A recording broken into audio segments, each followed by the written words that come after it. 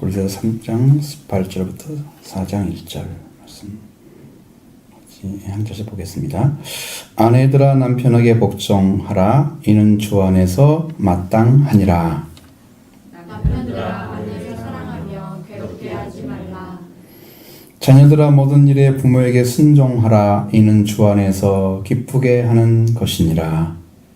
아비들아 너희 자녀를 노엽게 하지 말지니 낙심할까 함이라. 종들아 모든 일에 육신의 상전에게 순종하되 사람을 기쁘게 하는 자와 같이 눈가림만 하지 말고 오직 주를 두려워하여 성실한 마음으로 하라. 무슨 일을 하든지 마음을 다하여 주께 하듯 하고 사람에게 하듯 하지 말라. 이는 기업의 상을 주께 받을 줄 아나니 너희는 주 그리스도를 섬기느니라. 불의를 행하는 자는 불의의 보응을 받으리니 주는 사람을 외모로 취하심이 없느니라. 같이 상전들아 의와 공평을 종들에게 베풀지니 너희에게도 하늘에 상전이 계심을 알지어다. 아멘. 가족들 관계 지금 얘기하고 있죠. 가족들, 그러니까 부모, 그 다음에 자녀들, 아비들, 그 다음에 상전과 종의 관계 얘기하고 있죠. 종들아 먼저 얘기하고 상전들아. 근데 여기 처음에는 아내들아, 남편들아, 자녀들아, 아비들 이렇게 나오잖아요. 항상 이렇게 먼저 나오는 분은 먼저 순종해야 할 대상을 먼저 항상 얘기를 해요. 성경은 먼저 순종해야 할 것에 대해서. 그냥 아내들이 먼저 복종하라고 하고 남편이 얘기하죠. 그렇죠? 그러니까 뭐가 먼저냐 그러면 말씀의 순서는 복종해야 될 자가 먼저예요. 당신이 이렇게 해주면 내가 복종할게, 이것은 안 되는 거고요. 네가 복종이 되어져야 이런 관계가 만들어질 때 여기에서 더 큰 은혜로 들어가는 길을 그 안에 주어지는 거예요. 그게 먼저예요, 항상. 그래서 아내들에게 먼저 복종하라고 얘기하고 그 다음에 남편들 얘기하는 거예요. 그럼 교회도 마찬가지잖아요. 교회가 예수 그리스도의 아내잖아요. 교회가 복종하라 그랬죠. 그러면 남편은 어떻게 했어요? 예수 그리스도는 우리를 위해서 자기 몸을 주신 같이 사랑했다. 남편들은 아내를 이렇게 사랑하라 그랬죠. 이 관계는 복종하는 자리가 먼저 찾아져야만 이루어지는 것들이에요. 항상. 그래서 이렇게 차례대로 얘기하는 거예요. 근데 이 말씀도 여러분 잘 들으셔야 돼요. 그래서 하나가 되어주는 자리에 찾아져야 뭐가 되고 되는 거지. 여기도 상전들에게 먼저 얘기하지 않잖아요. 종들아 먼저 얘기하잖아요. 이게 해오지 않으면 여기서 만날 수가 없어요. 위에서. 아시겠죠? 그러니까 여러분에게 복종하라 하는 얘기는 우리가 여기서 이 가정이 완전한 가정이 되게 하기 위해서 하나님의 말씀과 그리스도를 통해서 회복되어진 완전한 가정의 형태를 가지기 위해서 이렇게 질서를 이야기하는 거예요. 그러면 뭐 제일 어린애가 자녀부터 얘기하잖아요. 남편과 아내와 남편이 없는데 자녀가 어디가 있어요? 그렇죠? 아비들은 자녀가 태어난 데면 있어야 하잖아요. 그러니까 아비들가 맨 뒤에 나왔죠. 이 순서가 얼마나 정확해요. 이게 영적 순서예요. 그러니까 우리가 이런 심령을 먼저 찾아봐야 되는 거죠. 아내들아 남편에게 복종하라. 이는 주 안에서 마땅하니라. 그렇게 되어 있습니다. 참 여러분 관계 안에 복종한다고 하는 의미가 굴종처럼 느껴지면 안 됩니다. 내가 당신한테 왜 그렇게 해야 돼? 라고 이렇게 묻는 것 자체가 말씀에 대한 대항이라고 생각하면 돼요. 그냥 성경은 이유가 없어요. 원래 자리이기 때문에 그런 거예요. 원래 자리를 찾으라고 지금 이야기하는 거지 왜 그렇게 해야 돼? 이런 질문에 대해서 대답하지 않습니다. 아시죠? 무슨 말인지? 그러니까 그것은 그럼 남편들이 할 일이 따로 있잖아요. 그것도. 그럼 그 질 안 하면 남편들은 자기 일 못하고 있는 거잖아. 그렇죠? 그러니까 남편은 남편의 자리에 일을 해야 되고 아내는 아내의 자리에서 일을 해야 되는 거지. 그래서 하나를 만드네. 여기는 믿는 자 분명히 말하죠. 주 안에서 마땅하다는 것은 주 안에 있는 자들을 얘기하는 거잖아요. 그렇죠? 불신의 사람하고 같이 하나 되는 건 어렵잖아요. 어려운 것보다도 되지가 않죠. 본질이 안 맞아서. 여러분과 이게 교통이 잘 안 되는 이유는 이게 뭔가 접점이 없기 때문에 그런 거예요. 대화를 해가지고 만나서 어느 부분이 문제지 그것만 찾아서 실대를 딱 풀면은 다 들어갈 수 있어요, 말씀이. 근데 이걸 풀 수 있는 작업이 없는 거예요, 지금. 그럼 그걸 아는 분한테 만나가 여러분이 하면은 여러분 금방 들어갈 수 있어요. 근데 왜 이것이 안 틀어지냐? 이게 안 풀어지지? 처음에 이 믿는 마음을 못 찾아내서 그래요. 믿는 게 뭐다 그걸 못 찾아내서 이게 안 풀어지는 거예요. 수없이 들어도 이게 안 되는 이유는 여러분 안에 지금 그거 뭔가 숨겨져 있는데 이걸 내가 파악하지 못했어요. 아직도 영적으로. 그럼 내가 무엇을 해결해야 되지 주님 안에서? 그럼 주님한테 뭘 구해야 되지? 이게 정확해야 되거든요. 그러면 문제가 쉽게 해결돼요. 근데 이걸 찾아주는 부분이 정확하지 않은 거야. 그냥 예수님 피로 씻음 받는다면서 죄사함 받고 부활되면 된다면서 왜 똑같은 듣는 얘기가 같은 것처럼 생각하고 내 안에 뭐가 안 이루어지는 걸 잘 모르는 거예요. 영으로. 이걸 못 깨닫는 거야. 그래서 그것에 대해서 민감하게 내가 지금 어떻게 안 됐지? 뭐 때문에 이렇게 신앙이 성장하지 않지? 왜 구원의 확증이 딱 내려오지 않지 하늘에서? 왜 뭐가 문제일까? 라고 고민하면서 이걸 찾아내서 하나님이 내 안에 이게 없네? 라고 알려주면 기도하니까 그걸 알려주는 거죠. 찾아낸다는 것은 여러분이 눈이 떠가지고 찾는다는 뜻이 아니고 기도를 하니까 알려주는 걸 얘기하는 거예요. 찾아낸다는 것은. 그렇게 되면 여러분도 그 차례의 부분을 찾을 수가 있어요. 그러면 아주 쉬워져요. 신앙생활. 근데 거기에 집중하지 않고 신앙생활 말씀 듣는데 그것으로 끝이고 이렇게 되면 신앙생활이 언제나 이제 이런 식으로 흘러갈 수밖에 없는 거다. 그러니까 여러분 하나에 집중하셔서 무엇이 문제인가를 찾아내셔야 돼요. 여러분의 신앙에. 그러면 하나님께서 해결해 주십니다.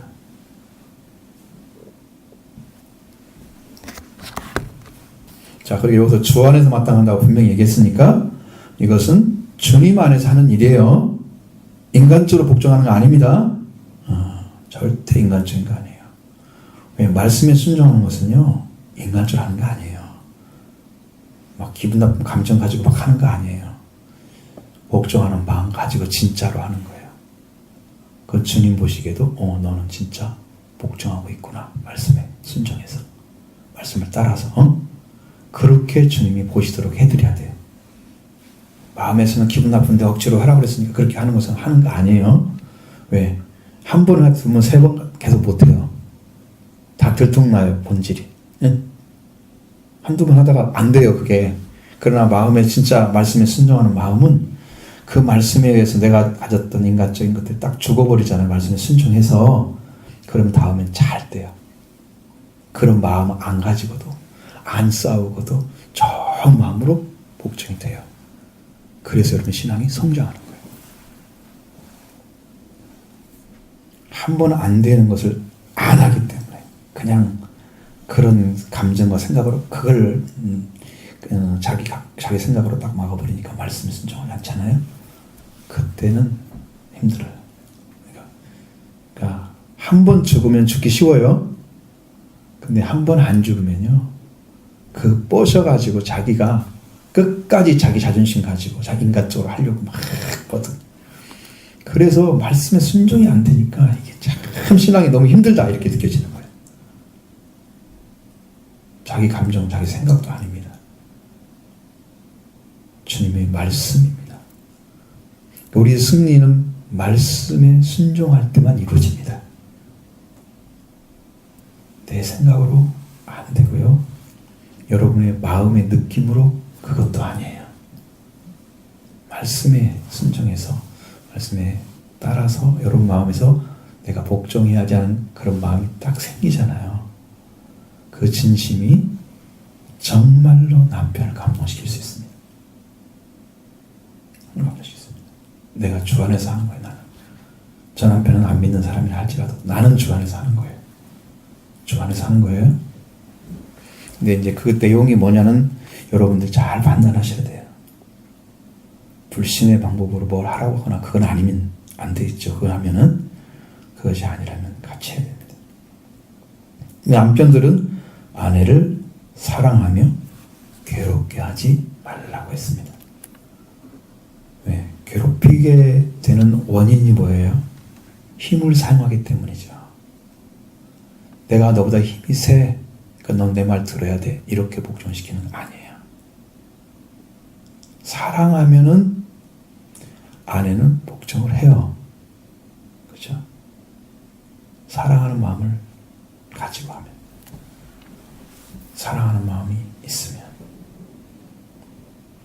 복종하고, 그 다음에 힘으로 제압하지 않아요. 괴롭히지 않아요. 왜? 남편의 자리는 하나님께서 가장이란 말을 썼잖아요. 과거에는. 지금도 역할은 가정이잖아요.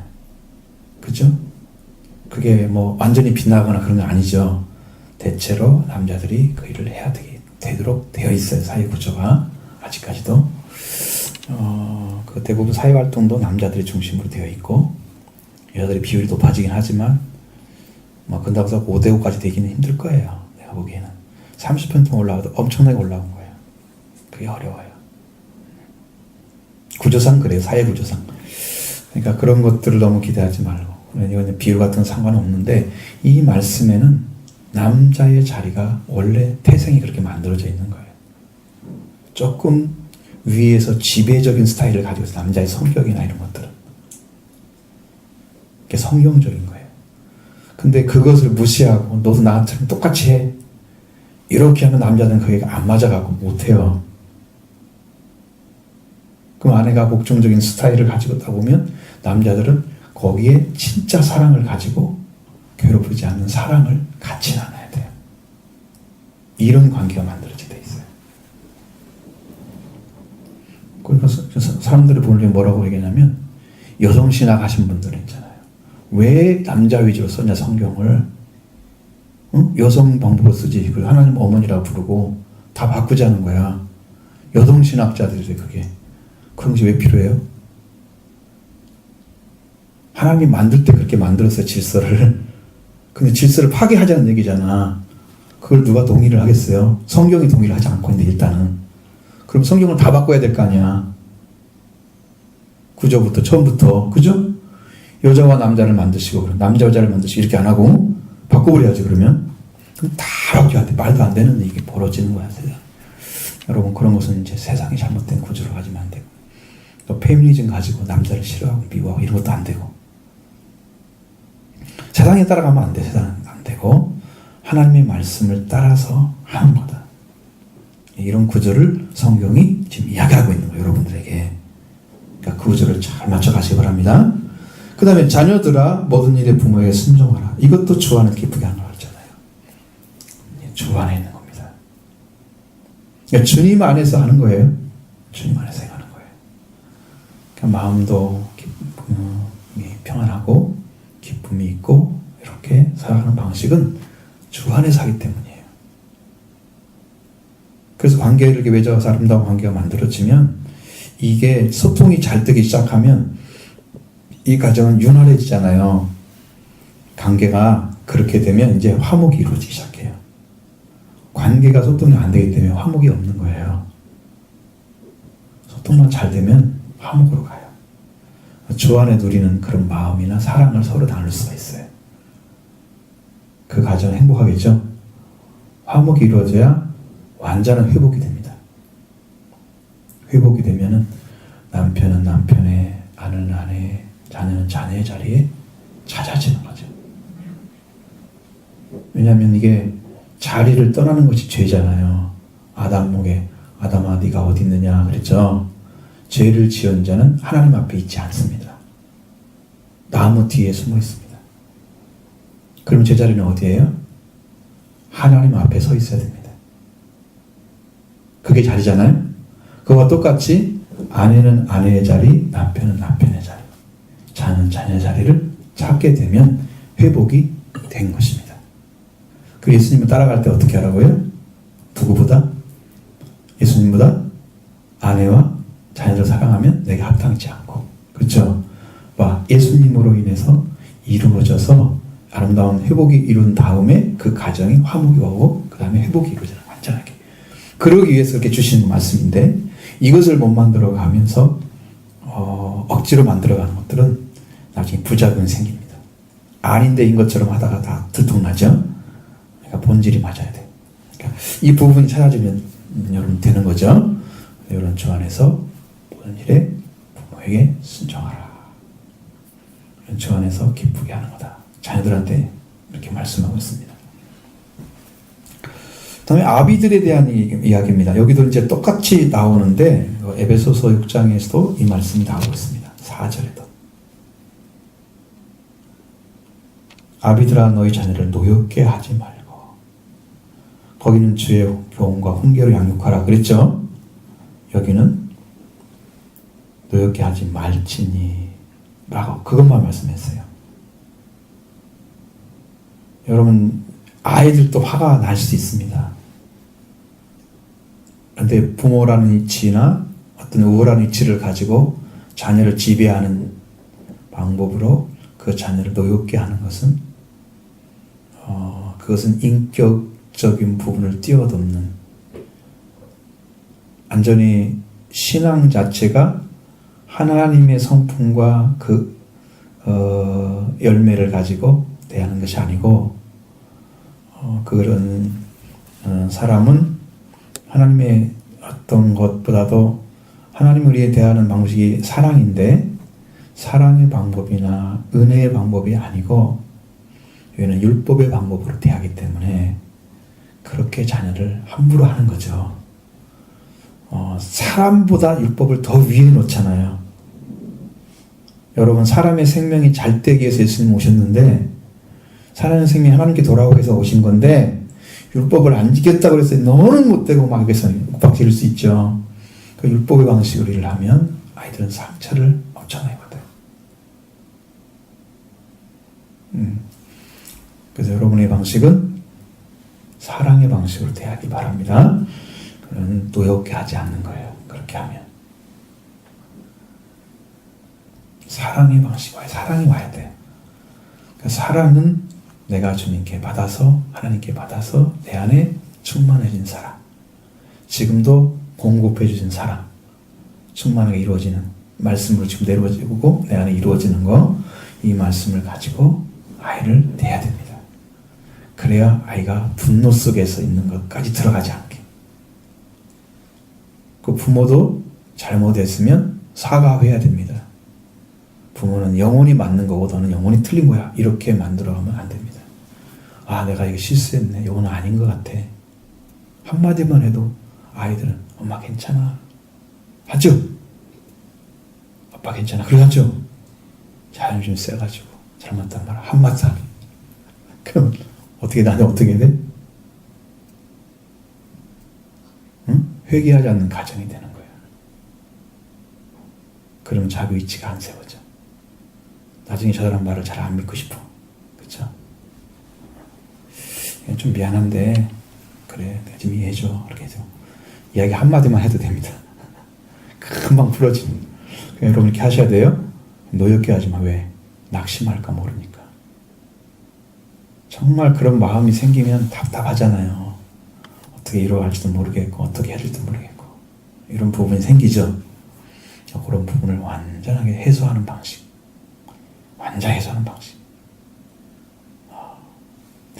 이렇게 해서 삶을 이제 가정의 삶을 이렇게 다듬어 가야 됩니다. 어렵게 이 방식을 찾아야 되고요. 그 다음에 종들에 대한 얘기가 훨씬 많이 나오고 있습니다. 상전들은 딱 한 절만 나옵니다. 뭐 때문에 그럴까요? 상전들은 네 위에 상전이 계셔, 그 이야기 하고 있습니다. 네 위에, 네가 제일 높은지 알지? 네 위에 또 계셔 한 분이. 거기에 순종하지 않으면서 상전 노릇하면 안 되는 거지. 왜? 의와 공평을 베풀어야 되기 때문에 좋은 방식으로 일을 해줘야 되는 거지. 하늘에 계신 상전이 계신 거야. 그분 너 판단할 거거든요. 그러면 그분 앞에는 자기는 뭐가 되는 거예요? 종들이 되는 거잖아요. 그죠? 그 종들 쭉 얘기해놓고 그러면 이 상전들이 누구? 하나님께는 여기 종들에 대한 얘기를 한 것처럼 하나님께는 이 종들의 위치에 서서 일을 해야 된다고 말이지. 위에 상전이 계시니까 자기는 또 종이잖아요. 밑에. 그러니까 하나님이 계신 옆에서는 너나 나나 똑같다라고 생각하셔야 돼요. 돈 많이 가졌다고 갑질하고 막 그런 사람들 있잖아요. 물질 많이 했다고 뭐 권력 가졌다고. 지금은 그런 시대가 아니고 그렇게 하면 나중에 이제 퇴출을 당하죠. 인간 취급 못 받고. 그렇게 하면 안 되죠. 종들에는 모든 일에 육신의 상전들에게 순종하되 사람을 기쁘게 하는 것 같이 하지 말라는 거죠. 볼 때는 하고 안 볼 때는 내 마음대로 하고 살짝 속여가지고 내 마음대로 하고 볼 때는 열심히 하는 것처럼 보여주고 안 보면 그냥 게으르게 좀 마음대로 가도 있다 딱 오면 또 하는 것처럼 또 하고. 예, 어떤 사람이 이게 적어놓은 게 있었어요. 제가 보면서 깜짝 놀랐는데 이것은 그 사람들의 또 시각입니다. 내 시각이 아니고 이게 그 굉장히 좋은 학교를 나왔던 사람하고 우리 친구가 얘기해 준 거예요. 친구가 그 대학생 졸업하고 들어오잖아요, 회사에. 그리고 조금 낮은 학교를 나는 학생하고 그 일하는 태도가 다르답니다. 어떻게 다르냐? 그러면 높은 데 나온 애들은요, 원래 정리정돈을 잘 한답니다. 자기 일을 잘 갖고 왔기 때문에 공부를 잘한 거거든요. 잘 갖고. 그래가지고 걔 책상을 가보면 깨끗하답니다, 항상. 그러면 상사 볼 때는 일을 안 하는 것처럼 보인대요. 일 안 하는 것처럼. 근데 조금 이렇게 낮은 학교에서 왔다고 하는 그런 소위 그런 아이들은 많이 어지러워 있답니다. 그러면 상사가 볼 때는 얘가 일을 많이 하는 것 같아 보인다. 그리고 진급은 이렇게 어지러운 애들이 진급을. 사실 얘가 깔끔하게 일을 제일 잘하는 거예요, 사실은. 안 보이게. 근데 인정은 얘가 받는답니다. 이 사람이 보는 눈이 다르죠. 그 사람의 진범력을 못 보는 거고요. 그냥 겉모습만 보는 거예요. 세상이 그렇게 돼 있다는 거죠. 이 친구가 그 생활을 20몇 년 했는데 자기가 본 결과가 그렇대요. 뭐 하루 이틀 얘기한 건 아니잖아요. 그러니까 진짜를 보면은 이 사람이 어떻게 열심히 하고 자기를 얼마나 관리를 잘하고 철저하게 하면서 충성스러운가를 딱 찾아내면 이 사람이 승진을 하고 거기를 운영해야 깨끗하게 잘 나갈 텐데 그러지 않은 애가 올라가니까 이게 지금 트러블이 생기고 문제가 생기고 이런다 얘기를 하더라고요. 그건 뭐 세상의 일이에요. 뭐 우리가 좋은 데를 나왔다고 해서 꼭 잘한 건 아니잖아요. 그죠? 아무튼 그런 모습은 아닌데 그런 것들이 눈에 띄었다는 것을 나한테 얘기를 해주는 거예요. 그렇구나. 나는 세상을 경험을 많이 안 했기 때문에 그런 모습 들을 땐 좀 이상한 게 들지 않나요? 그런 생각을 많이 해봤습니다. 그래서 눈가림만 하지 말라고 하는 것은 진짜 주님을 대하듯이 하라는 거죠. 네, 인간적으로 하지 말라는 거죠. 신앙인으로 하라는 거죠. 신앙인으로. 육신의 상전입니다.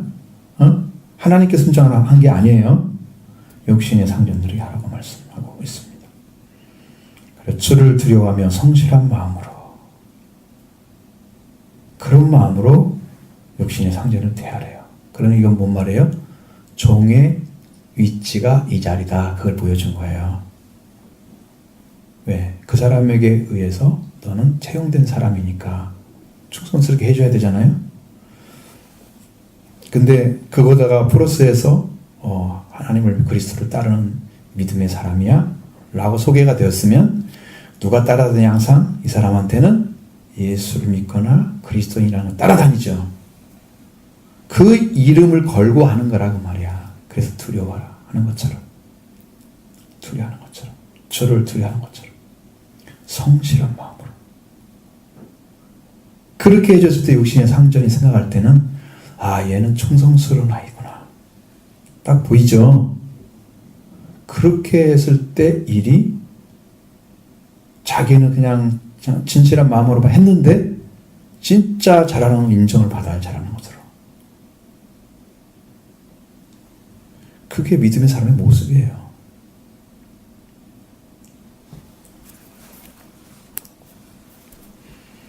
그래서 일을 하든지 무슨 일을 하든지 또 앞에서는 육신의 상전들에게 순종하는 것이었잖아요. 여기 23절에는 무슨 일을 하든지 이렇게 되어 있습니다. 마음을 다하여 좋게 하듯 하고 여러분 마음을 쏟아서 일을 하는 거예요. 정성스럽게 마음을 다해서 사람에게 하듯 하지 말라. 사람은 속일 수 있잖아요. 주님은 속이면 안 되죠. 여러분의 마음속에서 주님을 속이는 마음을 갖다든가 주님을 의식하지 않는 생각을 가지고 산다든가 그러면 주님을 대하듯이 일하는 것은 잘 모르겠죠. 그러니까 여러분 심령은 깨어서 주님을 대하듯이 이렇게 하는 것이죠. 그런 모습으로 일하는 거죠.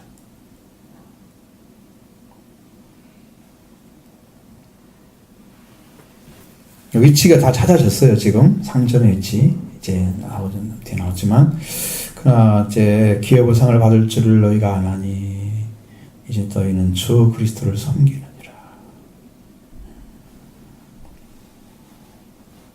그렇게 되어 있습니다. 여러분 충성한 자에게 상을 주신다는 거예요. 일한 대로 갚아주는 거예요. 기업의 상이라는 의미가 일한 것에 대해서 대가를 그대로 준다는 거예요.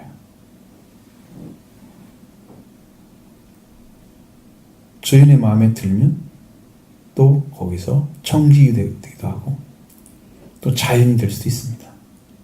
왜? 속량해 주잖아요. 돈 주고 자연 되게 만드는 거잖아요. 돈 주면 노예문서까지 푸는 것은 이제 구속이 되지만 가능합니다. 그래서 그 사람이 너의 이거 하지 말고 이 종로도 하지 말고 우리 아들이 돼서 이렇게 해줘라. 기업받을 수 있습니다. 근데 사실은 영적으로 보면 우리가 그런 자입니다. 기업받는 자. 우리는 자격이 없어요. 죄의 종의 자들이 있던 사람들이에요. 주님을 따라서 주님을 위해서 살아갔던 사람들이 아니에요. 근데 나를 주님이 그렇게 여기십니다. 자연되게 만들어졌죠. 그래서 죄에 속하지 않고 그리스도의 의를 따르는 사람이 딱 되게 만들어주셨어요. 위치를 찾아줬어요. 그 죄의 얽매여 있던 자에서 죄의 종이 아니고 주의 종, 주님을 따르는 자로 만들었어요. 그러니까 주님의 종들은 자유자입니다.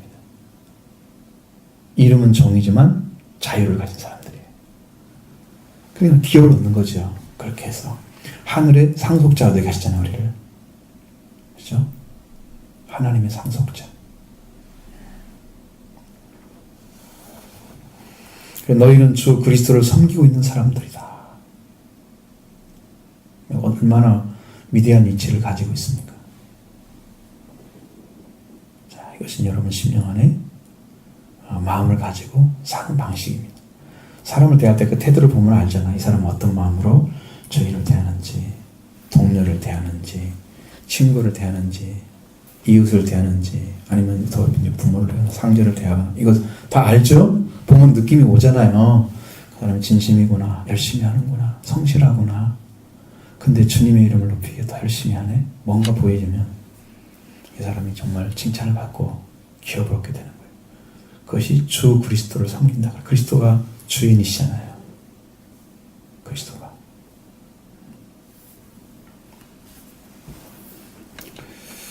그리스도의 이름으로 다 우리가 구원을 받습니다. 그리스도가 우리의 능력이고 권세입니다. 예수가 그리스도를 믿는 자가 아니면 세상을 이기는 자가 누구냐? 자, 세상을 이길 수 있는 능력이나 권세도 다 그리스도. 죄를 이기는 권세도 그리스도. 그리스도 한 분이 다 이루신 겁니다. 이 땅에서. 그분이 여러분의 주인 되고 있으니까 너는 그렇게 받은 사람으로서 삶을 살아주는 게 이거다. 지금 얘기를 하는 거예요. 나는 주 그리스도를 섬기느니라.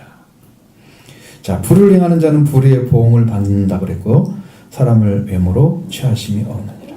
그러니까 여러분 불을 행한다고 하는 자체가 불에 대해서 보응을 받아야 맞는 거죠. 의에 속하지 않은 삶 전체가 불의입니다. 응? 올바른 일 자체를 가지지 않는 그 나머지 모든 것이 다 불의입니다.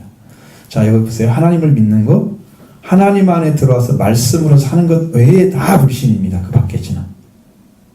하나님과 아무 상관없는 일이에요. 하나님이 안 계셔서 그런 게 아니고 하나님의 영으로 하나님 말씀으로 들어온 자들만 하나님이 보시기 때문에 그래서 밖에 있는 거예요. 모든 사람이 불쌍해서 그럼 다 천국에 보내지. 말씀 안 지켰어도 죄를 지었어도 불쌍하고 중요한 사람들이니까. 그런 게 돼요? 성경이? 하나님이? 없어요, 그런 거. 그러니까 주님이 귀하게 여기는 자리에 서 있어야 된다는 거죠. 주님이 원하시는 의를 행하는 자가 되어야 한다는 거예요. 불을 행하면 그대로 보응을 받아. 자, 내가 주인에 대해서 불우한 방식으로 돈을 뜯어낸다든가, 아니면 주인을 속인다든가. 또 보면 16장에 나오는 말씀 있죠? 주인을 속이는 청지기 봤죠? 허비한다는 소문이 들었잖아요? 그럼 나중에 쫓겨나잖아요? 쫓겨나죠. 하나님 방법을 안 하고 불의를 가게 되면 하나님도 인정하지 않는다는 거예요. 거기에 합당한 보응을 딱 준다. 불의의 보응을 받을 것이니 저는 사람을 외모로 취하심이 없느니라. 여러분 마음 중심에서 주님이 보는 건 다 그래요. 이 사람을 대하면 진심이 뭔가를 알 수 있잖아요. 거의 다 알아요. 그냥 말하면 이 사람 마음이 이러네. 근데 이제 이 정확하게 알려면 사실은 보여지는 식의 대화 가지고는 몰라요. 본심을. 진짜 생활 속에서 펼쳐가는 이야기들이나 스토리, 자기 생각들을 이야기를 들어보면 알아요. 그 사람의 중심을. 그냥 예를 들어서 내가 갔는데 여러분 나이 잘 보이기 위해서 하는 말들이 내가 그 100%다 믿을 수가 없잖아요. 그 사람의 진심은 맞지만 틀린단 말이 아니고 맞는데 그 사람들을 다 외모를 전체를 볼 수 있는 게 아니잖아요. 그러면 자기 스스로 살았던 삶 속에서 그게 있을 건데 그 이야기는 내가 들을 수가 없잖아. 비하인드 스토리는 못 듣잖아. 나머지 이야기들은 하나도 못 듣죠. 그러니까 내가 그 사람 파악이 힘들죠. 그런데 그런 이야기를 하면서 어떤 생각을 어떻게 처리하고 어떤 삶을 살았어요? 라면 그 사람이 보이잖아요. 아, 이런 사고에서 이렇게 사는구나. 이 사람이 참 훌륭하네. 신앙으로 사는구나. 알 수 있죠. 그런 걸 해야 돼요. 근데 이제 우리는 그걸 모르지만 주님은 사람을 중심을 꿰뚫어 볼 수 있는 능력이 있으시기 때문에 우리가 말하지 않아도 불의를 행한 자는 그대로 보응을 주신다고 말해요. 불의를 행한 자는. 우리가 말을 한다고 해서 하는 건 사람의 입장이지 주님은 외모로 사람을 취하는 지 없다. 겉모습 가지고 자꾸 이야기하면 보기엔 괜찮은데 제가요 진짜 목사님한테 실망할 때는 이런 거예요. 어떤 사람 이야기가 약한 목사님들이 있어요. 그럼 그 사람들은 거짓말을 않거든요. 당한 얘기를 다 해주는데 이제 그 조금 위에 급에 있는 목사님들이 만나가지고 그분들을 파악하러 가요. 그러면 좀 힘 있는 목사님이 말을 싹 바꿔가지고 살짝 다른 말을 해줘. 그러면 그 사람이 듣고 와서 그렇지 않던데? 이 사람 생각이 잘못된 거야. 이건 아니야. 그렇게 판단을 해버리는 거예요. 이 사람 말을 안 믿어주는 거예요. 약자가 항상 당해요. 저 사람도 좀 미련하구나. 두 사람 말을 똑같이 들어봤으면 자기가 하나님을 판단할 수 있는 능력이 있는데 여기는 좀 무시해버리고 그 사람 만나보면 알겠지. 이렇게 딱 해서 그 사람 얘기 듣고 판단을 거꾸로 해버리는 거예요. 내가 그런 거 많이 봐. 저 사람은 사람을 외모로 취하네. 중심이 아니네. 너무 가슴 아프죠. 내 마음의 중심을 몰라주면 너무 아프죠, 여러분. 주님이 여러분 만약에 여러분 진심으로 했는데 드러나지 않아 사람들한테 나를 정확하게 파악해서 주님이 일을 하셨으면 나는 기쁠 거 아니에요. 나는 말하지 않았는데 주님 다 알고 계셔서. 그죠? 내가 말을 안 했기 때문에 주님이 나를 잘못 파악하셨다? 그럼 얼마나 힘들어요, 내가. 그죠? 억울하죠? 당신이 전능하신 분인데 왜 이렇게 하시면. 그런데 그럴 일이 없다는 거예요. 그럴 일이 없다는 거예요. 정확하게 파악하신다. 그래서 여러분, 우리가 보이는 모습만 잘 보이려고 노력한 거 아니에요. 아름다운 모습만 보여주기 노력하는 게 아니에요.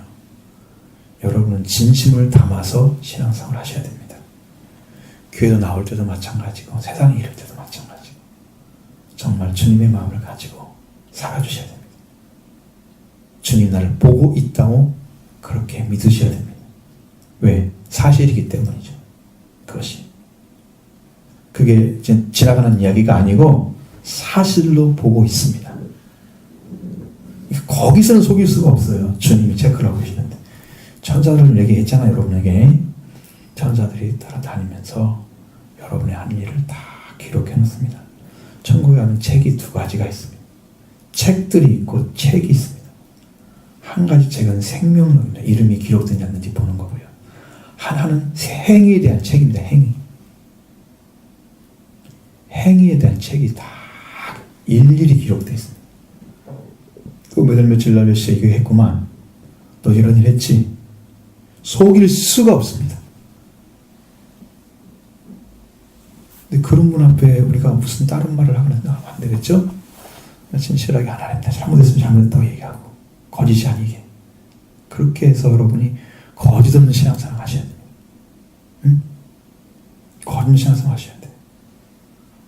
정말 주님이 보신다고 하는 사실을 믿으셔야 됩니다. 지금 당장도 보고 계시지만 여러분의 삶 속에 시간만 다 보고 계신다는 걸 아셔야 돼요. 그러니까 우리는 숨길 것이 없다라고 생각하면 돼요.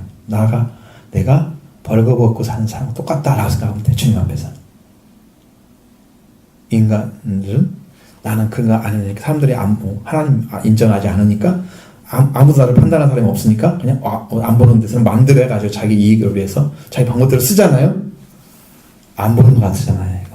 그러니까 범죄자는요 숨겨서 하는 거예요.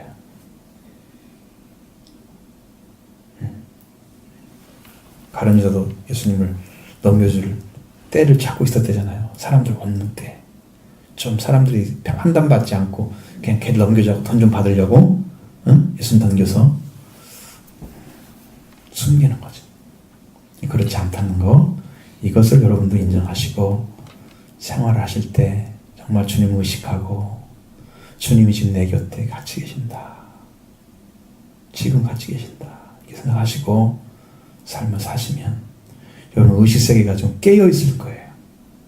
나를 보는 분이 함께 계신다 지금. 그렇게 생각하시면 돼요.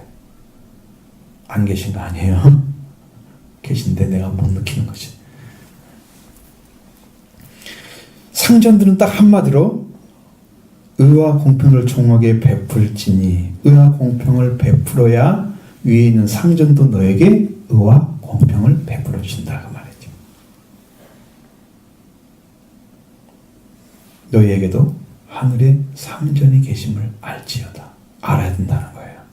반드시 알고 의식하고 삶에서 살아가셔야 돼요. 위에 계시면 안 계신다고 생각하고 잘 방법대로 하고 인간적으로 막 해놨다고 나중에 이제 뭐 문제가 생기거나 그러면 또 아이고 미안하다고 그러고 막 그렇게 인간대로 하면 안 돼. 의와 공평이 만들어져야 돼요. 응? 옳은 방식으로 대하는 방식이 공평해야 돼요. 일하는 방식은 의로워야 돼요. 와 공평으로 대해야 돼요. 종을 대하는 태도예요. 종을 대하는 태도. 자, 바르게 해서 그 종이 불평하지 않도록 그렇게 만들어줘야 되겠죠. 마음의 아픔이 없도록 만들어줘야 되겠죠. 종은 충성을 다해서 최선을 다하는데 뭐 이것도 못해 그러면서 더 많은 걸 너무 그걸 요구해서 상처를 주면 안 되겠죠. 거기 합당한 일을 했으면 칭찬해주고 잘했어. 그러지. 착하고 충성정이라고 말씀해야지. 예수님처럼 내가 이거 수고했구나 딱 해주고 잘했어요. 인정하죠. 그래서 우리는 항상 생각 속에서 계시는, 지금도 주님이 계시면서 우리를 바라보시고 우리가 어떻게 살아가고 일어나는지 주님이 보고 계시는 거예요. 여러분이 주님과 함께 걸어가고 있는 삶을 생각하시면서 걸으시면 됩니다. 거기서 다 판가름 나요. 어느 때는 속이고 어느 때는 이러면 이제 넌 속이고 있구나, 내가 다 알아, 이런 거 곤란한 거야. 마음속에서 정말 거짓없이 이제 이렇게 마음을 잘 쓰셔서 주님이 기뻐하시도록, 그리고 나와 관계 맺은 사람이 기쁨을 얻도록, 저 사람은 최소한 그래도 정말 나를 대하는 방법이 주님을 믿는 믿음의 방법이네, 이게 보여지도록 최소한 그것을 나타내시고,